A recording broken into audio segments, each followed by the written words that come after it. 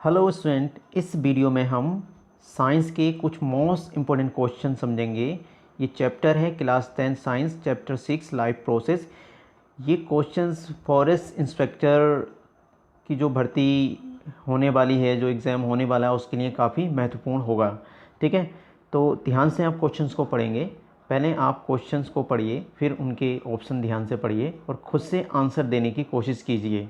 ठीक है, इससे आपको ये पता लग जाएगा कि आप कितने क्वेश्चंस सही कर पाएंगे, यानी खुद का एनालिसिस आप कर सकते हैं। क्वेश्चन नंबर फर्स्ट है, amoeba shows following kind of nutrition. Amoeba किस प्रकार का पोषण शो करता है, यानी अमीबा जो है, अगर आप उसको समझेंगे तो स्टूडेंट, अमीबा की सीटोपोडिया होती है और जो फूड होता है वो पूरे फूड को अपने अंदर इस तरह सीटोपोडिया से ग्रहण करता है और यहाँ पे फूड वैक्यूल बनाता है, यानी ये कम्प्लीटली फूड को अपने अंदर ग्रहण करता है। यहाँ पे पहला जो ऑप्शन है हमारे सामने वो है ऑटोट्रोपिक, ये हो नहीं सकता, प्रकाश संश्लेषण नहीं करता है ये।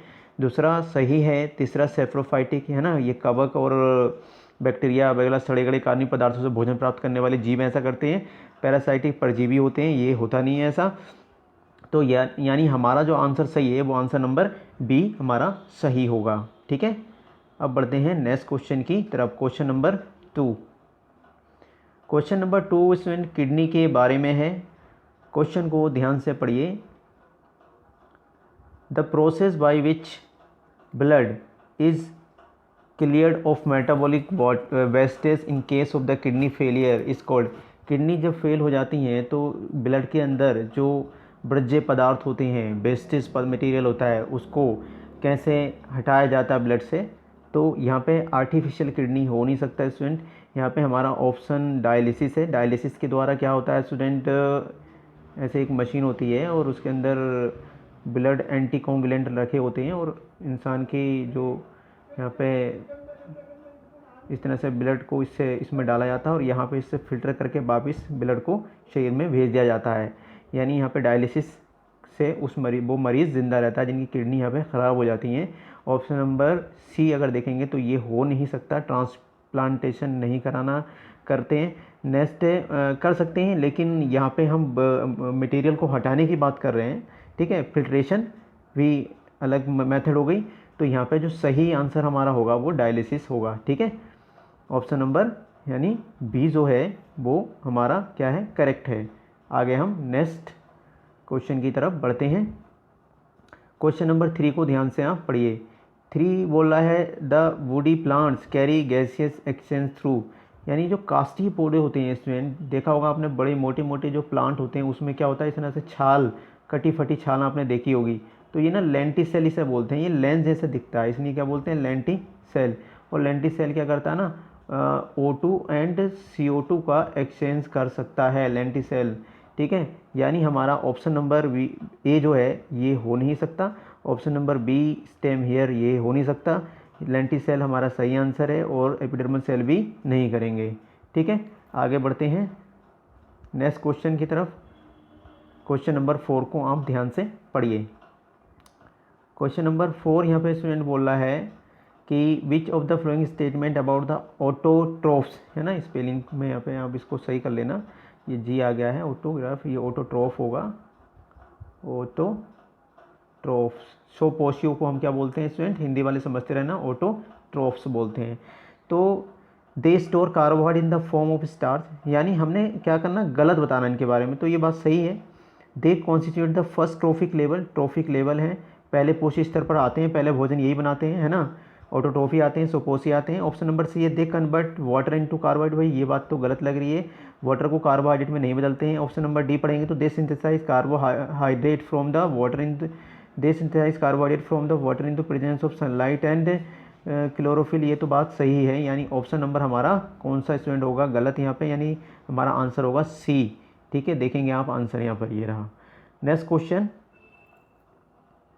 जूम कर लेते हैं। नेक्स्ट क्वेश्चन नंबर 5 आप देखेंगे, कह रहा which of these is not a part of small intestine, छोटी आंत का कौन सा हिस्सा नहीं है इन ऑप्शन में से। तो आप देखेंगे यहाँ पे ये स्टोमक होता है और स्टोमक का ये वाला हिस्सा ऐसे, ये छोटी आंत जो होती है ऐसे घूमी हुई होती है, वैसे इसकी लंबाई ज़्यादा होती है, बड़ी आंत चौड़ी होती है, इसको बड़ी आंत बोला जाता है ना। तो ये बड़ी आंत है।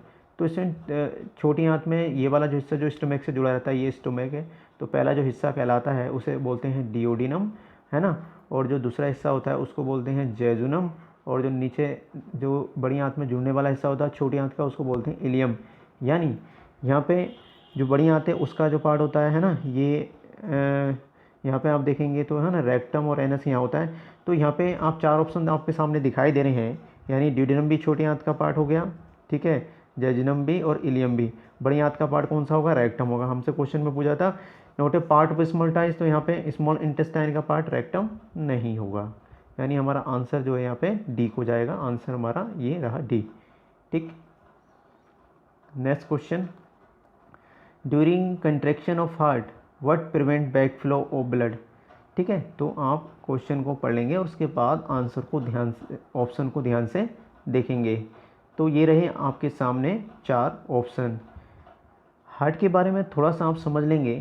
जो हार्ट है स्टूडेंट, इसमें ह्यूमन हार्ट में 4 चैम्बर होते हैं, मस्कुलर और पल्सेटाइल ऑर्गन है। यहाँ पे ये जो वेन होती है ना, ये यहाँ पे इस तरह से ब्लड को लाती है, और जो ब्लड होता है वेन में जो आ रहा है ब्लड वो HbCO2 होता है, यानी वो अशुद्ध रक्त बोलते हैं हम उसको।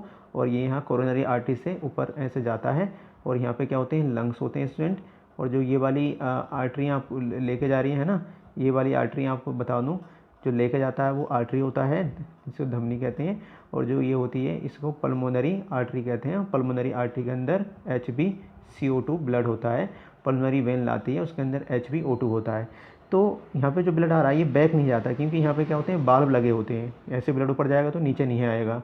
तो इसमें ऑप्शन आपको चारों दिखाई दे रहे हैं, ध्यान से आप देखेंगे तो थिन वॉल ऑफ आर्टरिया ये वाला होगा नहीं, thick muscular wall of ventricle भी नहीं होगा, वाल्व इन द हार्ट ये वाला ऑप्शन सही होगा, और ये हमारा 4th वाला भी गलत होगा, यानी हमारा आंसर बी को जाएगा, वाल्व इन द हार्ट।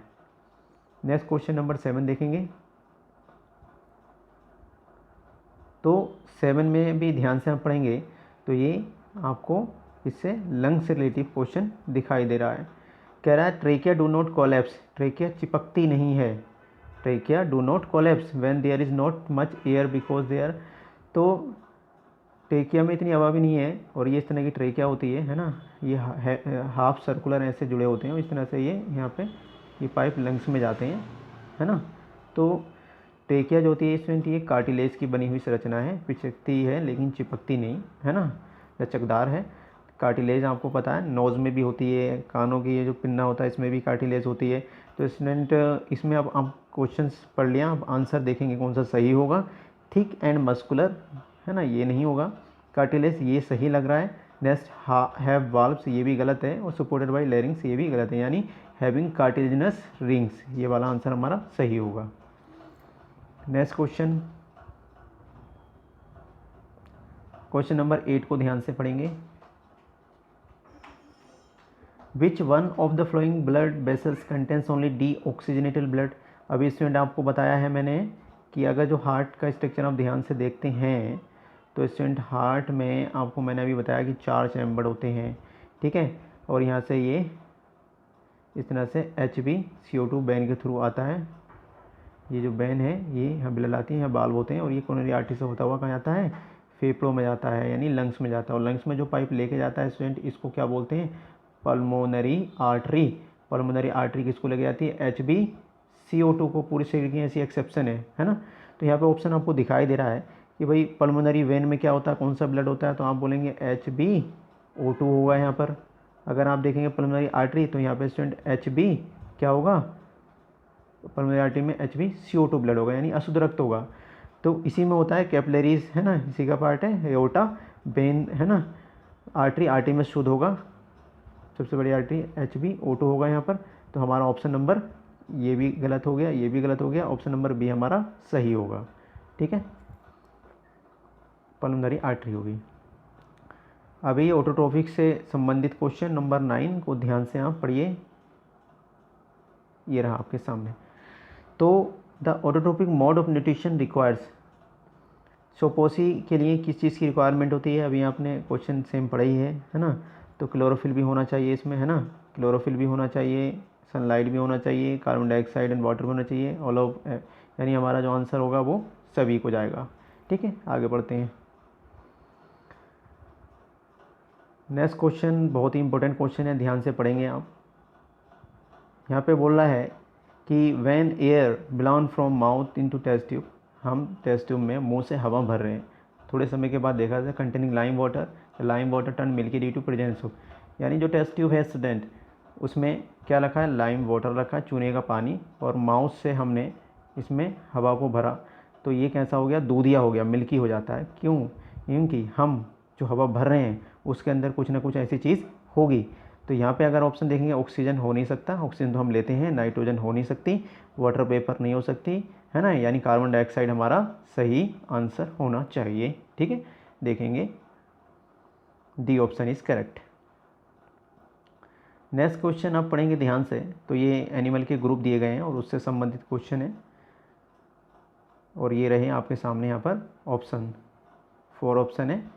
पहले क्वेश्चन नंबर 11 ध्यान से पढ़िए। In which of the following group और या groups of animals heart does not pump oxygenated blood to different part of the body, यानी इनमें से कौन सा एनिमल का समूह ऐसा है जो हार्ट के द्वारा ऑक्सीकृत रक्त को शरीर के अन्य भागों में पहुंचाता है, यानी हार्ट नहीं है उसमें, कोई अलग संरचना है जो पहुंचाएगी।